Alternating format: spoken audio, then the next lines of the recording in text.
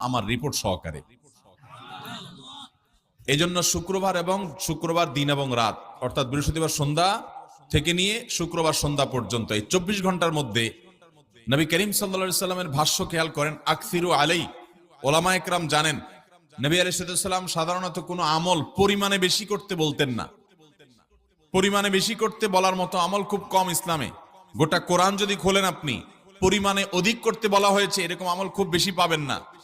তোমরা বেশি বেশি করে নামাজ পড়ো, বেশি বেশি করে রোজা রাখো, এরকম কথা কোরআন হাদিসে নাই। অবশ্যই একজন ইমানদার 5 ওয়াক্ত ফরজ নামাজের পাশাপাশি অধিক পরিমাণে নফল নামাজও পড়বেন, সেটা ভিন্ন কথা। কিন্তু কোরআনে বেশি পরিমাণে আল্লাহর জিকির করার কথা বলা হয়েছে। আর নবী করিম সাল্লাল্লাহু আলাইহি সাল্লাম বৃহস্পতিবার সন্ধ্যা শুরু হলে শুক্রবার সন্ধ্যার আগ পর্যন্ত বেশি পরিমাণে করতে বলেছেন যে কাজটা, সেটা হলো দুরূদ শরীফের আমল। অতএব ভাইরা আমার, বৃহস্পতিবার সন্ধ্যা থেকে নিয়ে শুক্রবার সন্ধ্যা পর্যন্ত আপনি দোকানদার মানুষ, বৃহস্পতিবারে ব্যবসা করছেন, দোকানদারি করছেন, কোনো অসুবিধা নেই। আপনার অবসর সময়গুলোতে মুখ দিয়ে দুরূদ পড়তে থাকবেন। দুরূদের মধ্যে সবচেয়ে শ্রেষ্ঠ দুরূদ হলো নামাজে যেটা পড়েন, দুরূদ ইব্রাহিম। আল্লাহুম্মা সাল্লি আলা মুহাম্মাদ ওয়া আলা আলি মুহাম্মাদ কামা সাল্লাইতা আলা ইব্রাহিম ওয়া আলা আলি ইব্রাহিম ইন্নাকা হামিদুম।